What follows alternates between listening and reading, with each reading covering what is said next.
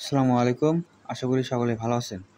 তো গতদিন আমরা ২-৩টা ট্যাগ শিখছিলাম মেবি। এই যে ফার্স্ট আপনারা কোড অ্যাপ্লিকেশনটা ওপেন করে নেবেন। তো আমরা গতদিন দেখছিলাম যে প্যারাগ্রাফ লিখতে হয় কীভাবে, অ্যান্ড এই যে বোল্ড করতে হয় লেখাটা কীভাবে, এটা বি ট্যাগ। লাইন ব্রেক করতে হয় হলো বিআর ট্যাগ দিয়ে। হলো ইটালিয়ান, মানে লেখাটা ইটালিয়ান দেখাবে, ওইটা হলো আই ট্যাগ দিয়ে। ওকে, তো এই কয়টা জাস্ট শিখছিলাম। আরেকটা জিনিস দেখায় আমাদের যে এই যে বি ট্যাগ না, যে বোল্ড অনেক সময় বোল্ড একটা মনে করেন যে সবসময় ইউজ করবেন, সবসময় কী করবেন বোল্ডের পরিবর্তে আরেকটা ট্যাগ ইউজ করবেন, স্ট্রং। দেখেন আমি স্ট্রং ট্যাগটা ইউজ করে দেখাই এখানে। এই যে ওই যে উপরে চলে আসছে স্ট্রং, এখানে ক্লিক দেবেন। তো এখানে আরেকটা চলে আসবে, তো এটা জাস্ট কপি করে নেবেন। এই কপি করবেন, নাহলে এখান থেকে কাট করে নেবেন। ওইটা কাটে যেটুকু আপনার দরকার বোল্ড করা সেইটুকুই যে এখানে লিখে দিবেন আবার। ওকে, দেখেন এই যে এটাও কিন্তু আগের মতো এটার মতো মানে বোল্ড হয়ে গেছে। ওকে, আর আজকে আরও কিছু ট্যাগ দেখাবো আপনাদের। তো আমি এগুলো একটু কেটে দেব না, নতুন করে একটা প্যারাগ্রাফ লিখি আমরা।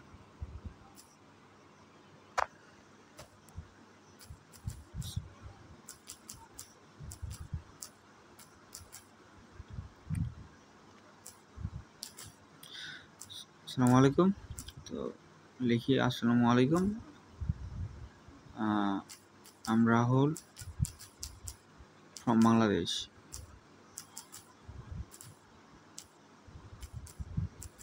From BD.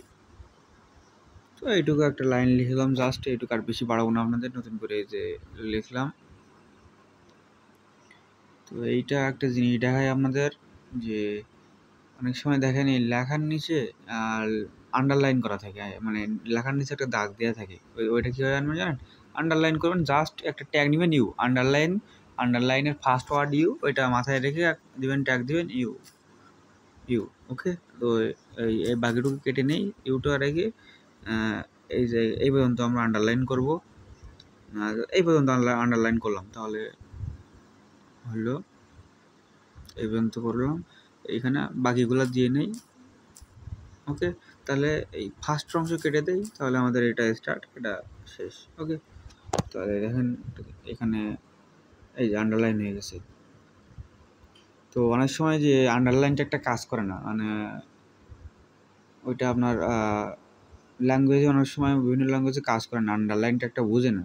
আপনার ব্রাউজার ওই আন্ডারলাইনটা একটা বুঝবে না অনেক সময়। তখন সবসময় কী ইউজ করবো, ওই যে স্ট্রং লিখছিলাম যেন ওইরকম এরও আর একটা ট্যাগ আছে আন্ডারলাইনের, ইনসার্ট ট্যাগ। ইনসার্টের এইখান থেকে এটা একটু আন্ডারলাইন করি, তাহলে বুঝতে পারবেন। INS ইনসার্ট, এই যে জাস্ট INS দিলে হয়ে যাবে। ওকে, দিয়েই একটা এই দিলে এগুলো চলে আসবে, এগুলো কেটে দেই।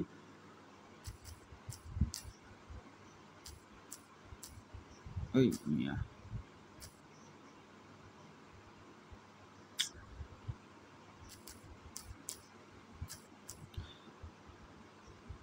এই পর্যন্ত দেই।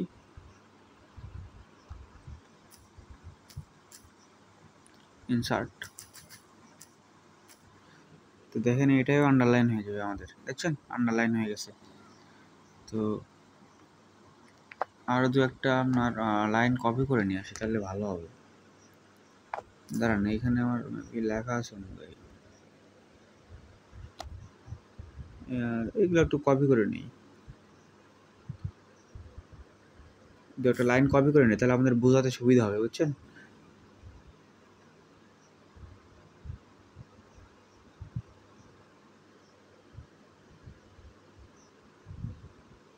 এটা করেছিলাম, হ্যাঁ এইটা করেছিলাম আমরা।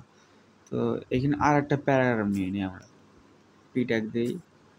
তো এটা জাস্ট এখানে লিখে দিলাম, এই যে আমাদের চলে আসছে। তো এখন আমরা কি করব, এখন অনেক সময় দেখা যায় আপনার এইখানে যে লেখার মাঝখান দিয়ে দাগ দেখায়, ওই যে যেরকম আন্ডারলাইন করলাম আমরা, হ্যাঁ এই আন্ডারলাইনটা এই যে লেখার মাঝখান দিয়ে অনেক সময় থাকে, দেখছেন। তো ওইটা কীভাবে আমি একটু দেখাই, কোনটা টেলিগ্রাম হয়ে গেল।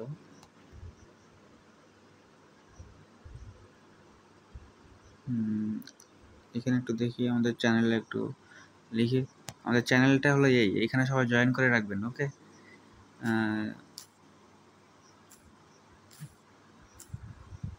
এখানে দেওয়া যাবে না, অনেক সময় দেখা যায় যে এই লেখার মাঝখান দিয়ে আপনার একটা ট্যাগ মানে দাগ দেওয়ার প্রয়োজন, তখন আপনারা কী ট্যাগ দিবেন জানেন? তখন ট্যাগ দিবেন হলো ডেল ট্যাগ, ডেল।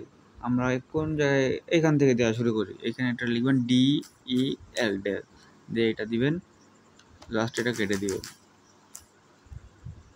যতদূর প্রয়োজন ততদূর দাগ দেওয়ার জন্য এখানে লিখে দেবেন আমার এতদূর প্রয়োজন, আমার এই পর্যন্ত দাগ আসবে, ওকে।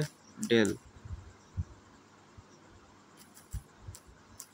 দেখেন, দেখছেন এখানে লেখার মাঝখান দিয়ে একটা চলে আসছে, মানে একটা মানে আন্ডারলাইনের মতো একটা দাগ চলে আসছে এখানে। এটার নামটা ঠিক মনে নেই আমার কী বলে।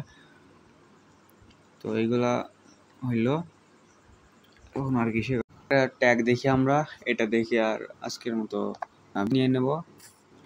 তো কী করবেন জানেন, একটু কই গেল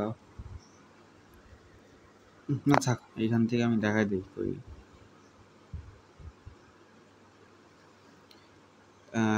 অনেক সময় আমরা যখন স্কুলে একটা জিনিস মনে করো, বইতে একটা জিনিস মানে প্রশ্ন আছে, ওই একটা লাইনে, একটা বইয়ের একটা চ্যাপ্টারে একটা লাইনে কোশ্চেন আছে, ওই লাইনটা আমরা হাইলাইট করে ফেলাই না। তো ওইরকম একটা মানে যখন একটা কোনো লাইন আমরা হাইলাইট করবো, তখন ট্যাগটা কী হবে, মার্ক ট্যাগ লিখবেন। ফার্স্টে লিখবেন MAR কে মার্ক লিখে এটা ক্লোজ করবেন। তো এগুলো কেটে দিবেন, মানে শেষের অংশটুকু কেটে যতটুকু হাইলাইট করবো এতটুকু আমরা হাইলাইট করবো, এতটুকু হাইলাইট করবো। তো এতটুকু পর্যন্ত আমরা মার্ক আবারও লিখবো, MAR কে মার্ক লিখে ফার্স্টের অংশটুকু কেটে দিবেন। তাহলে লাস্ট এই ফার্স্টের অংশটুকু থাকবে আর লাস্টের অংশটুকু এই পর্যন্ত থাকবে, তাহলে বুঝতে পারবো আমরা। দেখেন এই যে এইরকম মানে এরকম হলুদ কালারের কলম দিয়ে আমরা এরকম একটা মার্ক করতাম, মার্কার দিয়ে মার্ক করতাম। তো এইটা হলো ওয়েবসাইট, এইভাবে মার্ক করতে হয়। তো এই অল্প কয়েকটা ট্যাগ আজকে শিখলাম আমরা, কালকে আবারও ভিডিও বানাতে পারবো আপনাদের জন্য। আমাদের সাপোর্ট করবেন, অ্যান্ড আমাদের যে ইউটিউব চ্যানেল আছে ওইটা সাবস্ক্রাইব করবেন, অ্যান্ড আমাদের টেলিগ্রাম চ্যানেলে জয়েন করে রাখবেন। তাহলে ভালো ভালো ভিডিও মানে দিব আমরা, জয়েন হয়ে থাকবেন।